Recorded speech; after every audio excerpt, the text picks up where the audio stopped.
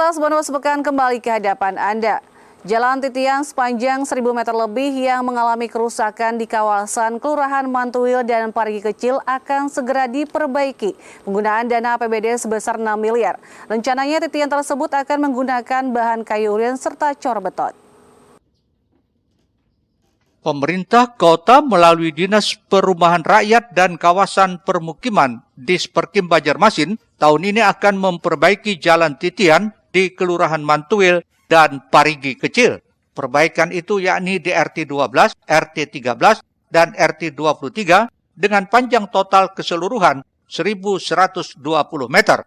Kepala Bidang Permukiman Agus Heri Wijayadi menyatakan, pada tahun 2022 ini, sejumlah titian yang masuk dalam kategori kawasan kumuh akan diperbaiki. Hal itu juga tidak lupa bagi kawasan Parigi Kecil di RT 13. Dua kawasan tersebut masuk dalam kategori kawasan kumuh. Di antaranya seperti tambal sulam, bila dilintasi titian tersebut mengeluarkan bunyi decak dan kondisinya bergoyang-goyang. Menyinggung perbaikan seperti apa yang nantinya bakal dilakukan, Agus menjelaskan titian akan dibangun dengan bahan kayu ulin, lalu juga bakal dilakukan pengecoran beton. Untuk keseluruhan perbaikannya dari RT 12, RT 13, dan RT 23 itu, anggaran yang dikucurkan sebesar 6 miliar rupiah bersumber dari dana APBD Kota Banjarmasin. Kan dananya 6 miliar itu, jadi sepanjang 1.120 itu masuk itu ya? Masuk perigi. Tahap ini kita sedang melakukan survei verifikasi lokasi, apakah desain kita yang dulu itu ada perubahan atau tidak. Mungkin di bulan Maret kita akan melakukan pelelangan umum. Maret, April sampai November pelaksanaan. Mudah-mudahan di awal Desember selesailah pekerjaan PKN. Ya, sama seperti yang di atas Bondan, yaitu fondasi bawah menggunakan tiang galam, kayu ulin, dan lantainya akan dicor dengan beton. Saat ini pihaknya sedang mempersiapkan lelang proyek pada bulan Maret hingga April dan ditarget pada awal bulan Desember tahun ini akan selesai. Tim Liputan Banjar TV. Selanjutnya, anggota Komisi 2 DPRD Kalsel Muhammad Yani Helmi semprot 2 pejabat struktural kantor pelayanan pelabuhan perikanan Batu Licin, Kabupaten Tanah Bumbu. Peristiwa itu dipicu saat dirinya melakukan kunjungan mendadak ke kantor tersebut. Sementara itu, menyusul tidak sesuainya pelaksanaan BLUD, Yani Helmi bertekad akan kembali menindaklanjuti melalui rapat dengar pendapat bersama Komisi 2 dan Biro Ekonomi Setdaprop Kalimantan Selatan. Anggota Komisi 2 DPRD Kalimantan Selatan Muhammad Yani Helmi melakukan kunjungan kerjanya ke kantor pelayanan pelabuhan perikanan Batu Licin Kabupaten Tanah Bumbu.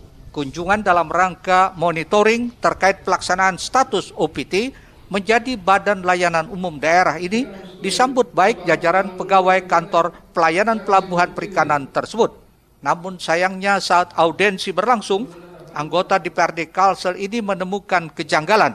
Pasalnya aturan BLUD yang dikembangkan dan sudah berjalan sejak 2021 lalu ternyata tidak sesuai konsep sebagaimana aturan yang telah ditentukan oleh pemerintah daerah. Akibat tidak sesuai konsep membuat anggota DPRD Kalsel ini kecewa. Bahkan suasana makin menegangkan seketika 2 orang pegawai di kantor pelayanan pelabuhan perikanan tersebut kena semprot. Ini semua nih, kalau butuh kena juga tuh. Berteman profesional kita kerja. Sebelum terjadi sesuatu, saya datang sini. Kalau saya nggak datang, gimana hari ini? Saya ini Pak bisa menghadirkan di sini inspektorat, bisa menghalangi juga inspektorat supaya ini siap dulu. Bapak pilihannya seperti apa nih? Menyusul selama ini hanya pimpinannya saja yang melakukan penyelesaian proses peralihan dari OPT menjadi BLUD. Rangkaian kerjanya adalah monitoring masalah BLUD. Nah, BLUD ini yang mau kita pastikan apakah sudah berjalan sesuai dengan rencana.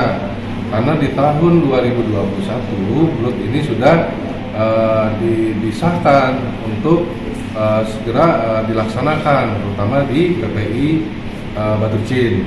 Nah, alhamdulillah sudah berjalan di tahun 2021.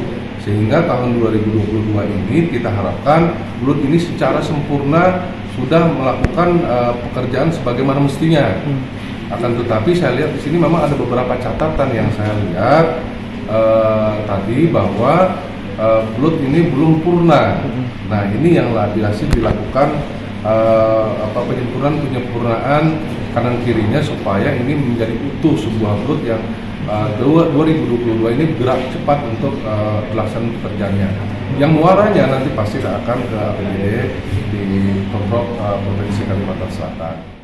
Muhammad Yani Helmi kembali mengingatkan kepada 2 orang pejabat struktural tersebut agar tidak terlalu bertumpu sepenuhnya kepada pimpinan, melainkan harus bersama-sama dan bersinergi menjadi tim yang solid guna terwujudnya dan sempurnanya konsep BLUD di Kantor Pelayanan Pelabuhan Perikanan Batu Licin, Kabupaten Tanah Bumbu. Muhail, Banjar TV.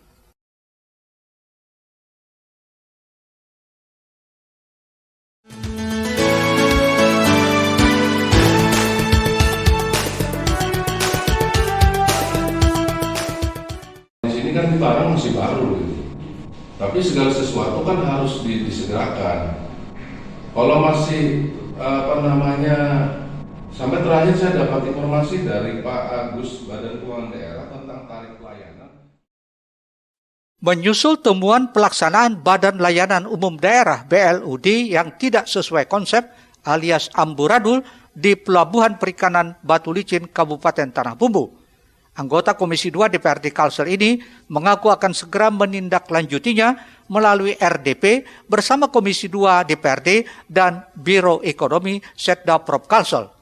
Tujuannya agar permasalahan ini dapat diketahui secara keseluruhan, dapat diselesaikan secara bersama-sama. Hasil-hasil pembicaraan dan sebagainya itu akan kita sampaikan ke Komisi 2 melalui rapat internal kami, bahwa ini akan nanti kita jadikan naikkan lagi ke forum yang lebih tinggi, nanti rapat dengan pendapat dengan kawan-kawan belut ini, sehingga kita benar-benar tahu progresnya sudah sampai mana atau ada sumbatan dan sebagainya. Ini kita rampungkan gitu loh, sehingga tidak ada lagi persoalan-persoalan ketika belut ini berjalan sesuai dengan rencana daripada pemerintah Provinsi Kalimantan Selatan.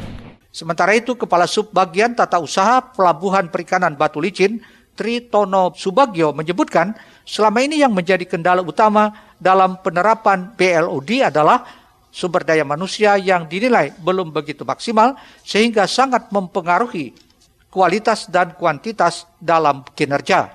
Dasar sekali adalah mengenai payung hukum kita ya, atau legalitas terkait pergerakan belut kita ya. Jadi itu mungkin kita akan susah melakukan kegiatan belut tanpa dipayungi oleh peraturan-peraturan ya, karena ini memang ketat sekali kita ke depannya terkait pengawasan yang akan kita laksanakan terhadap pelaksanaan belut ini. Oke. Menutupi kekurangan-kekurangan nanti seperti apa mungkin Pak? Ada langkah khusus kah? Ya, karena ini sifatnya baru ya, kami memang lebih banyak konsultasi, banyak koordinasi dengan selaku koordinator di belut, yaitu Biro Perekonomian, Biro Hukum maupun Biro Organisasi ya. Ini terutama yang terkait penetapan produk tersebut. Jadi banyak koordinasi dulu sementara. Adapun salah satu langkah konkret yang akan dilakukan yakni melaksanakan studi banding atau kunjungan kerja ke unit pelaksana teknis daerah yang secara penuh berhasil menerapkan sistem Badan Layanan Umum Daerah di Kalimantan Selatan. Muhail, Banjar TV. Selanjutnya, perusahaan daerah air minum Banjarmasin terus mematangkan rencana pemasangan pipa air baku dari instalasi pengolahan air minum 1 ke intake Sungai Biru. Pekerjaan ini akan menggunakan dana hingga 4,5 miliar rupiah yang ditargetkan selesai tahun ini. Hadir dalam sosialisasi ini Dinas Pekerjaan Umum dan Penataan Ruang Provinsi Kalimantan Selatan, Dinas Perhubungan, Kepolisian, Kejaksaan, Konsultan, Telkomsel, XL, dan sejumlah instansi terkait lainnya. Semuanya mendengarkan langsung paparan Direktur Operasional Insinyur Haji Supyan di kantor perusahaan daerah air minum Banjarmasin di Jalan Jenderal Ahmad Yani, kilometer 3 Banjarmasin, Kamis 27 Januari 2022. Seluruhnya diajak menyamakan persepsi sekaligus mengidentifikasi segala macam risiko yang mungkin terjadi agar bisa diminimalkan dampaknya. Pekerjaan ini akan menggunakan dana hingga 4,5 miliar rupiah yang ditargetkan selesai tahun ini. Pihak PDAM menegaskan proyek tersebut dilaksanakan untuk meningkatkan kualitas pelayanan kepada masyarakat. Tujuan mau dipasangnya pipa air baku diameter 630 dari intake Sungai Bilu menuju ke instalasi 1 atau IPA 1 Pramuka dalam rangka untuk peningkatan pelayanan kita di wilayah Banjarmasin Barat, Tengah, dan sebagian Banjarmasin Utara. Karena sampai dengan tahun 2021 akhir itu air baku kita itu sangat pas-pasan dan cenderung kurang. Karena apa? Karena debit yang kita perlukan itu sekitar 35.000 meter kubik per jam, yang kita dapatkan 33, 34,5 dan sebagainya itu. Sebelumnya, sosialisasi juga telah dilangsungkan bersama warga Kuripan. Menyusul hadirnya jaringan baru tersebut, pihak PDAM Banjarmasin juga berencana memasang pipa diameter 800 mm ke kawasan Sotoyo S guna kelancaran distribusi air bersih ke Kecamatan Banjarmasin Barat dan sebagian Banjarmasin Tengah. Ahmad Mahpur, Banjar TV. Beralih ke segmen lainnya, guna menjawab keresahan sejumlah tenaga honorer di daerah ini, Kepala Badan Kepegawaian Daerah Kalsel memberikan tanggapan penghapusan yang dimaksud oleh Kementerian Pendayagunaan Aparatur Negara Republik Indonesia tersebut hanya berlaku di tingkat kementerian atau lembaga dan hanya di level pemerintah pusat. Kepala Badan Kepegawaian Daerah Provinsi Kalimantan Selatan Sulkan memberikan tanggapan terkait wacana dihapusnya tenaga honorer di instansi pemerintah pada tahun 2023 mendatang. Menurut Sulkan, penghapusan tenaga honorer yang dimaksud oleh Kementerian Pendayagunaan Aparatur Negara Republik Indonesia tersebut hanya berlaku di tingkat kementerian atau lembaga atau hanya di level pusat. Sementara untuk level pemerintah daerah, selama masih diperlukan dan kemampuan keuangan daerah masih bisa mendanai, maka hal tersebut tidak masalah. Kendati demikian, keberadaan tenaga honorer ini harus disesuaikan dengan kepentingan dan kemampuan daerah. Rencana Menteri Pendayagunaan Aparatur Negara menghapus tenaga honorer itu kan di level pusat ya, di kementerian dan lembaga. Maka tentu itu berlaku di sana, belum berlaku di daerah. Dan di daerah terkait dengan tenaga honorer ini, sepanjang itu diperlukan, kemudian kemampuan keuangan daerah ada, ya tidak ada masalah. Kan yang mengangkat di daerah, yang memperhatikan dengan daerah, disesuaikan kepentingan di daerah dan kemampuan keuangan daerah.